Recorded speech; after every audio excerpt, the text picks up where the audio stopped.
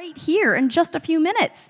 Our next talk explores the challenges faced by those at the edges of their careers, early professionals breaking in, and seasoned veterans staying relevant. It highlights how not being in the industry's perceived sweet spot can leave individuals overlooked and offers solutions for fostering more inclusive, sustainable environments for all. Please welcome our panelists. Amir Satvat, the Business Development Director at Tencent Games North America. Jen McLean, the co-founder and CEO of Dragon Snack Games. Richard Brown, Director at Blue Moon. And the fantastic moderator who probably needs no introduction to everybody here at Games Beat Summit, but he's got a fantastic title, in fact, multiple. Gordon Bellamy, the Director of Ethics at the USC School of Cinematic Arts and the Executive Director and CEO of the Gay Gaming Professionals.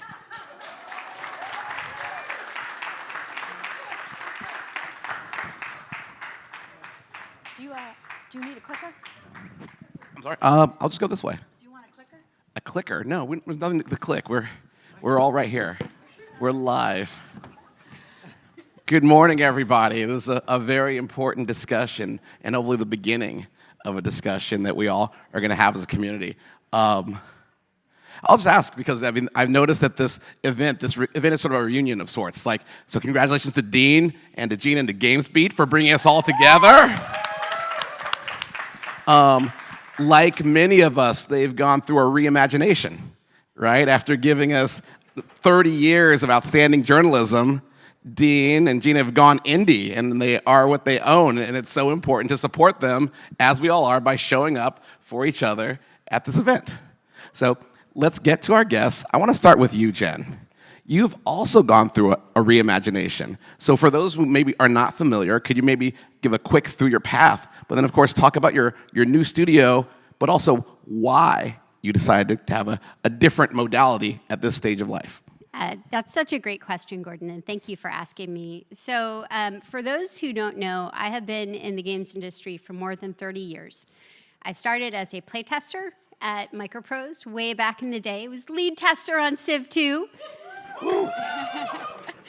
And most recently, I was a GM of third-party partnerships at Xbox, where my team managed the largest third-party partnerships. So companies like EA, Epic, Take-Two, Riot, Roblox, Embracer, top 20 or so publishers globally. And what I saw, there are really two things. One is that as Gen Z and Gen Alpha, and I say this as a parent to a 20-year-old, a 12-year-old, and an 8-year-old who all game, as kids start to think about allocating more of their playtime from Roblox and Minecraft to other experiences, they're going to Valorant and Fortnite, which is awesome, but they were really lacking a collaborative, cooperative, creative alternative there. And I just couldn't get that out of my head. And I also kept thinking to myself, and I got a great piece of advice from a mentor, do I want to spend the rest of my career having meetings to have meetings to have meetings to have meetings? Do I want to spend the rest of my career focusing on making big companies bigger, where a win is selling an extra 100,000 units of the latest top release from a publisher? Or do I want to spend the rest of my career doing something that makes a difference, that makes a difference in the lives of the people who are more important to me than anybody else? And so I took a deep breath, and I am also very lucky because I have a husband with benefits, which makes that deep breath a lot easier, and decided that at the end of the day, in the words of my amazing friend and mentor, Ron Boyer, I don't want to write another line in a resume. I want to write a line in a eulogy.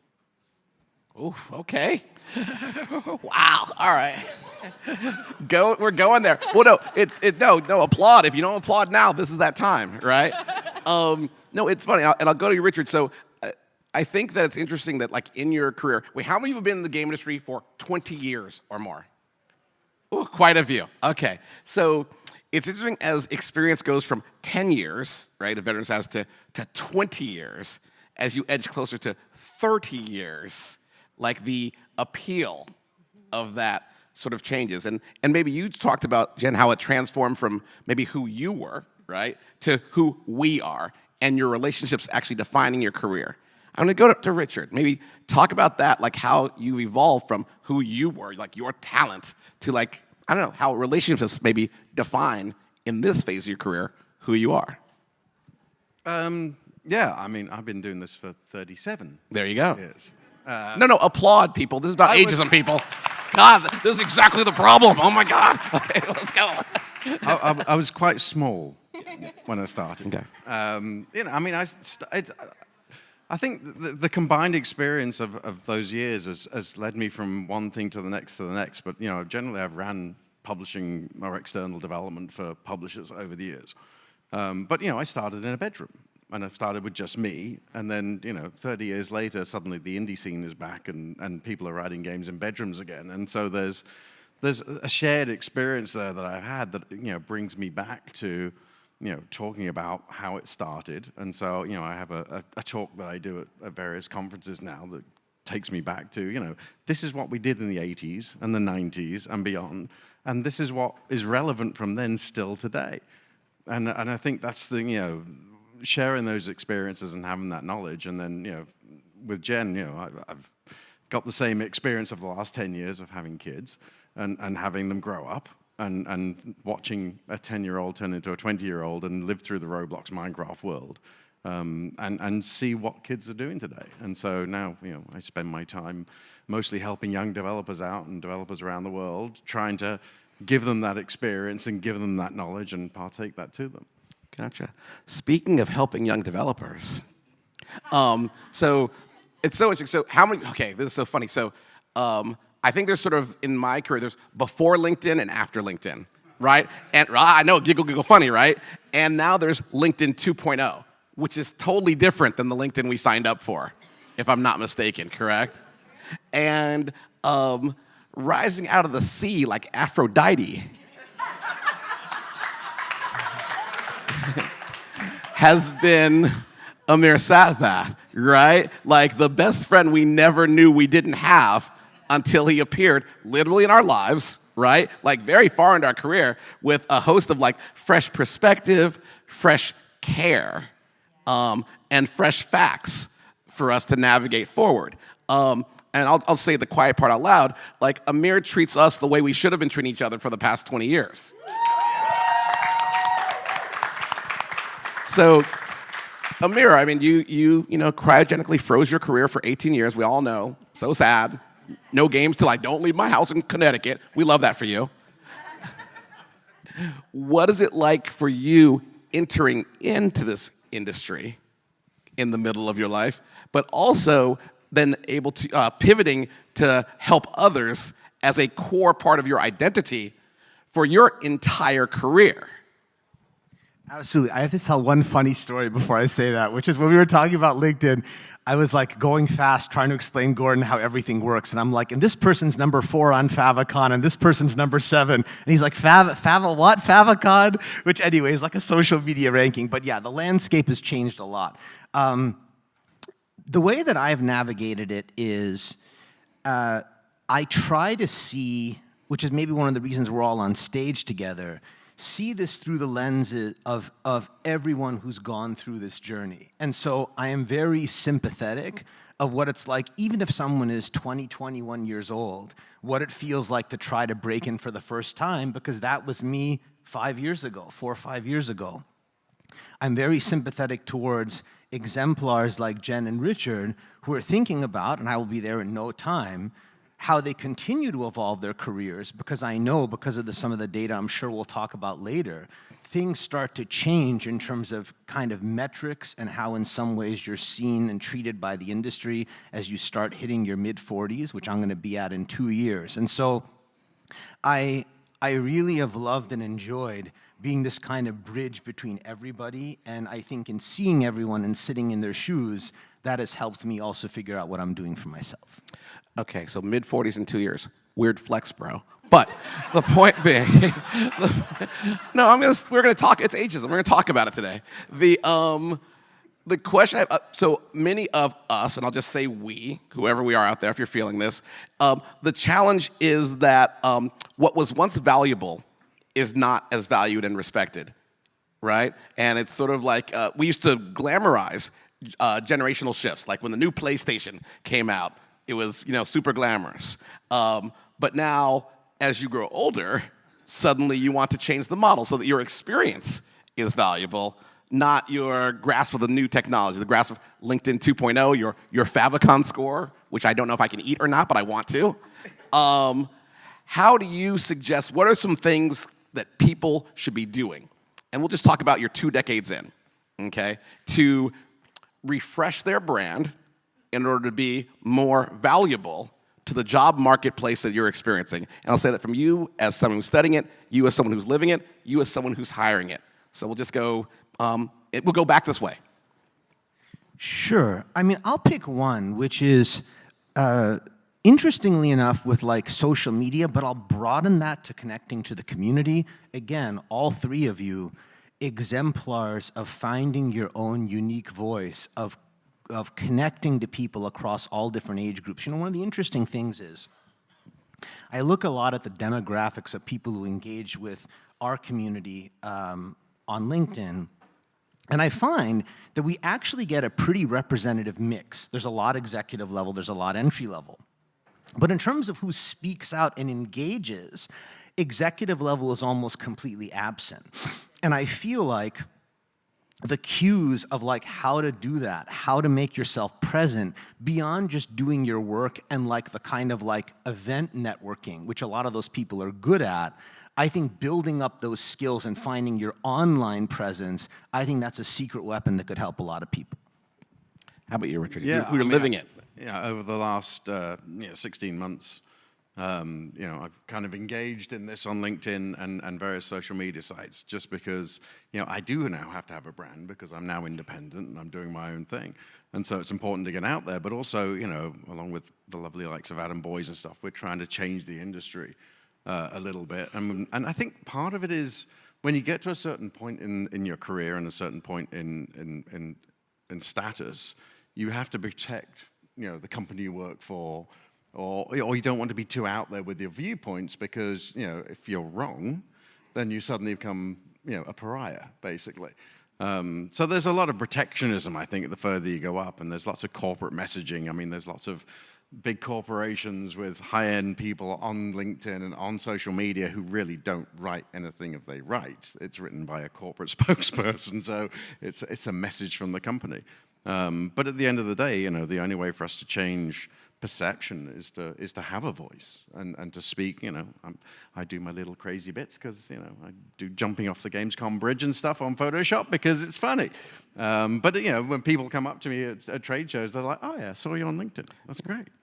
Same question to you as someone who's hiring and growing a studio right now. Yeah, so we approach hiring in probably a very different way. And we have an older team with pockets of very young.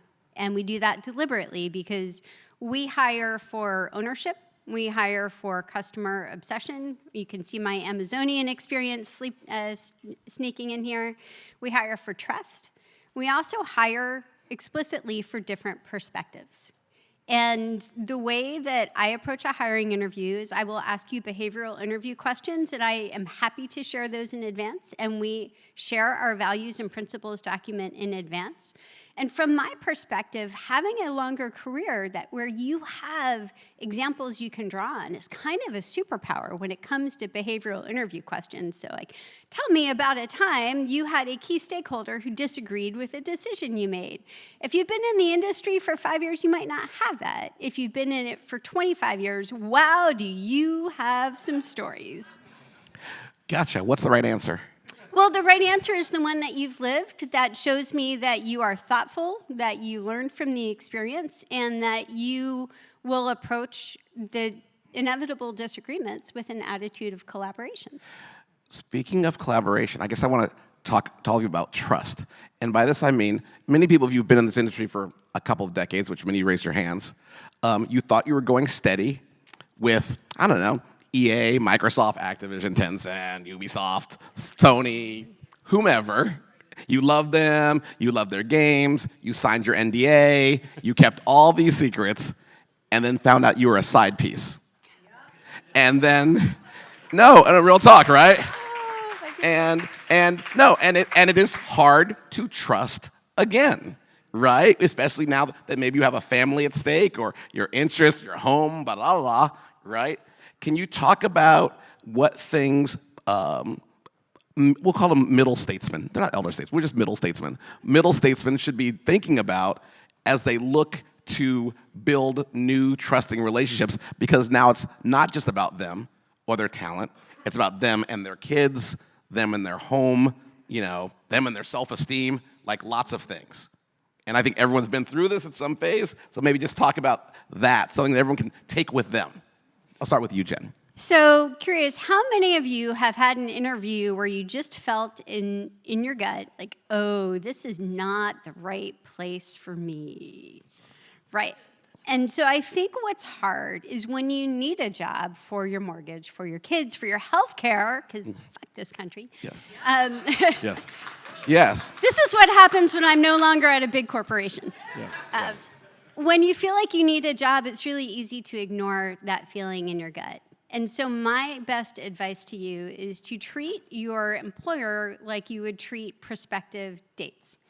Because if you know that person is not going to value you, if you know they are not right, and when like, you're just prolonging the pain, because you will never be the person that they want or need. And you're much better off finding a place where you can be yourself instead of trying to conform to a mold that you will never really fit in. Gotcha. Thank you.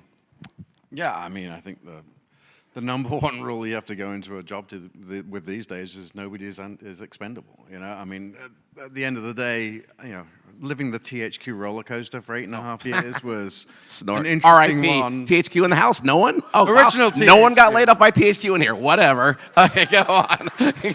Go. I mean, I had to do many layoffs of many people and many studios, and that was a nice company who actually did value its employees and did care, but at the end of the day, you care about the bottom line more. Okay. So I mean, the most valuable thing you can do is you never stop selling yourself, never stop learning, never stop pushing yourself, never stop getting yourself out there and putting yourself out there, because you never know that tomorrow might be the day that even Microsoft and Google and all these huge companies that have no reason to lay people off will lay people off, because at the end of the day, they're shareholders are the key, not your employees. Same question to you.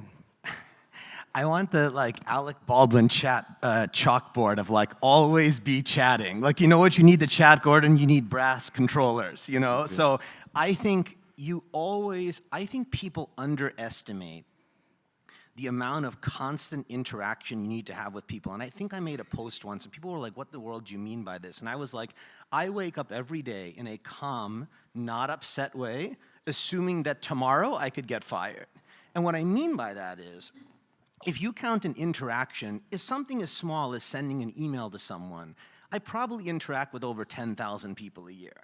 And part of that is made easier and is kind of like a loop because of the community, but I think that I try to think of my career almost as this amorphous thing that is not tied to any company and is not tied to any place that I am at, because statistically I know most of the stints are going to be 2 to 4 years. They may change cities, they may change opportunities, and so it just needs to become something you allocate time to every single week, no matter what is going on, so it's not a transactional interaction when you're actually calling upon friends to help when you need help.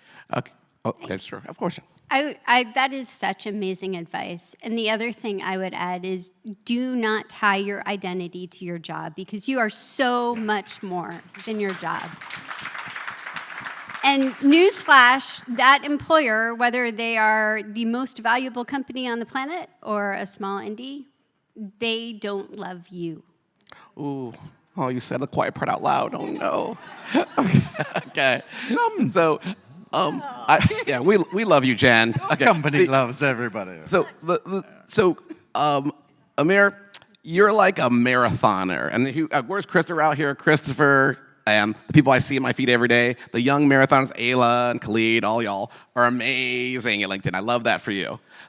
For those of us who haven't put our shoes on, right, who haven't really stretched and don't want to pull a hammy, trying to be super social on LinkedIn or whatever, trying to get that engagement, what are some first baby steps we could take? What's our aquarobics, right?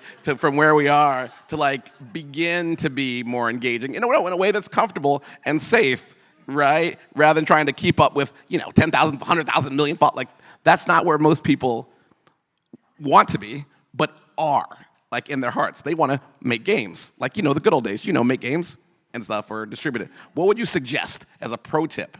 Like what's something people could do today? I'll suggest something. I'll start on that one. I think the starting version of this is I almost think of it like the same way I check in with like my own family, right? So my mom's one of 7, my dad's one of 5, like 100 plus loud Persian people. And I'm constantly thinking about whom in the family haven't I checked in on? And I know this is funny and I'm a bit of an over-planner for everything, but I will actually have lists that I make of colleagues, friends, family, whom I really, really like. And I'm like, when's the last time I talked to that person? Has it been 2 or 3 months? Well, why haven't I talked to that person? And I would say the easy version of that is be like, what's the number of people outside of work or anything I feel comfortable catching up with? Let's say the number is 20. And it's like every week I am going to make time to call up 20 people with some relation to me who are important and keep that relationship strong. That's one thing.